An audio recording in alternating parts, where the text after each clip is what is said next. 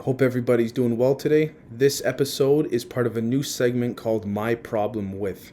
And this segment, we will be covering on a weekly basis what I believe is the problem with certain things in our society.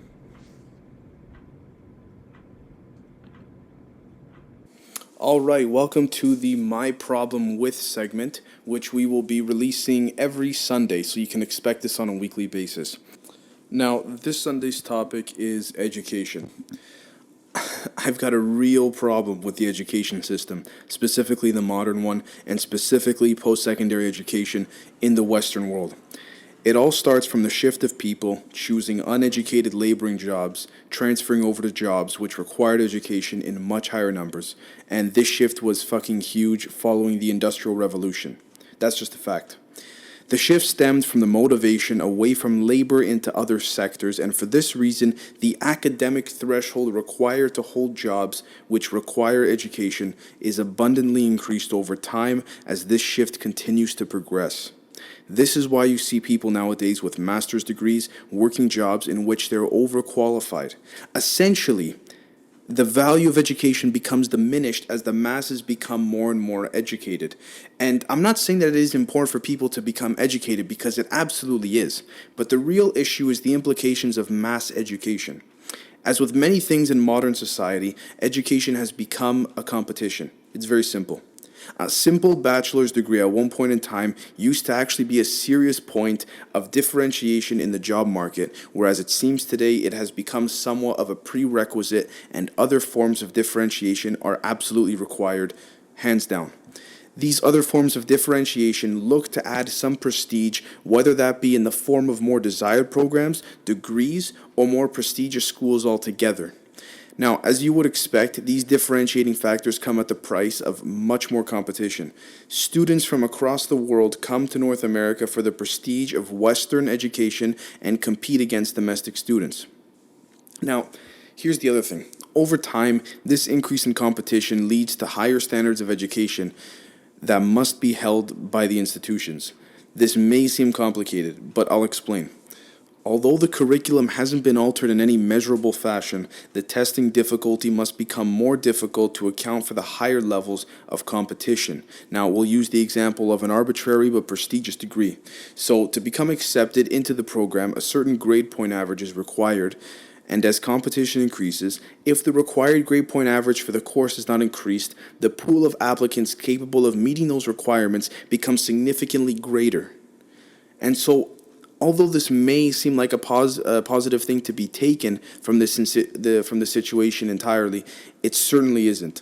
Statistically, this means that the value of the program has become diminished due to an increase of potential graduates. And so, to compensate for this, grade point average or GPAs requirements for programs are forced to increase over time. And what I find to be the most fucking concerning is the method of compensation within the classroom.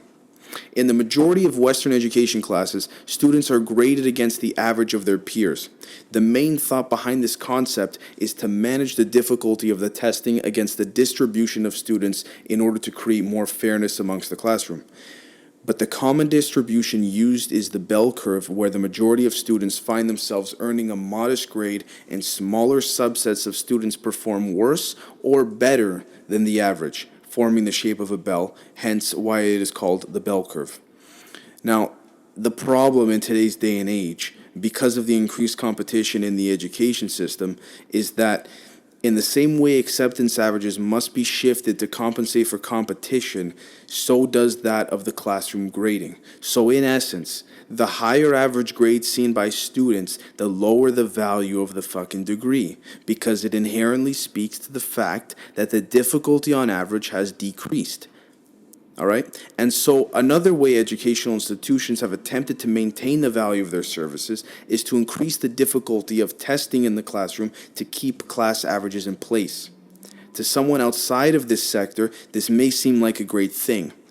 And let me just play devil's advocate for a second. The positive side of this, because I want to weigh both sides out. So, the positive side of this is that students are held to a greater standard than ever before. But this viewpoint neglects how the shift in difficulty is created. So in any typical subject, and I'm using completely arbitrary numbers here, just to state, the truly important concepts probably account for about 80% of the total content, where the other roughly 20% separates the truly academically capable from the ones that aren't. So, as institutions ramp up their difficulty, the testing of students actually shifts away from the most important material, since it is most easily grasped by students and thus would lead to a significant increase in grades in these students. Instead, high-level schooling has become more and more focused on minute details, and the overarching concepts tend to be neglected and forgot about. And this is a fact. Anyone who's been to university knows this is true. And if they don't see this, then I'm sorry, they're probably even denying that even though it's right in front of them. In these two ways that educational institutions have actually tried to mitigate the devaluation of their degrees from competition, they've actually neglected to understand the importance of education itself. So to reiterate this point, I must first have you recall that increased averages over a degree help to devalue the degree itself, and so it is perceived as a detriment by the institution. This notion, although it's the mere conclusion of basic stats, is so damaging to what the education should actually be standing for. And I'm not the only one to say this, but by using these measures to adjust the average of students, the institutions themselves imply that better results from their students is not the desired outcome. Students actually find themselves fighting an uphill battle, and there's simply not enough knowledge outside of this sector for any of this information to be taken heed of. Education should be a measure of intelligence against the standard of the industry requirements in which that student wants to proceed into once they graduate. And these standards should not be shifted just for the sake of the reputation of the institution itself. I'd also like to end with some insight I received from a good buddy of mine who attends York University, which is a prestigious university in Toronto, Canada.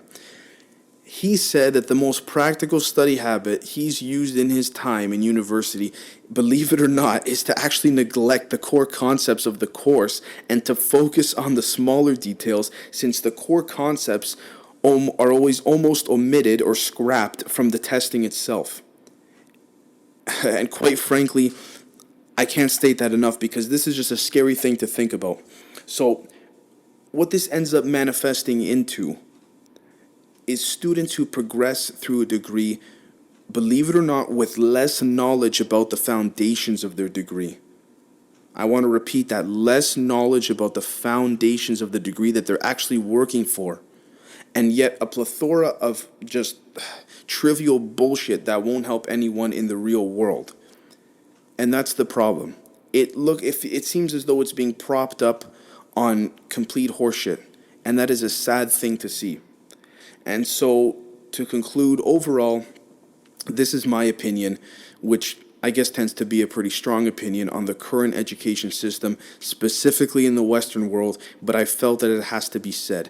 And for those that don't exactly understand what I'm saying, I encourage you to look more into it and to understand that what's going on is actually a real problem in the education system, specifically in the post-secondary universities in today's day and age.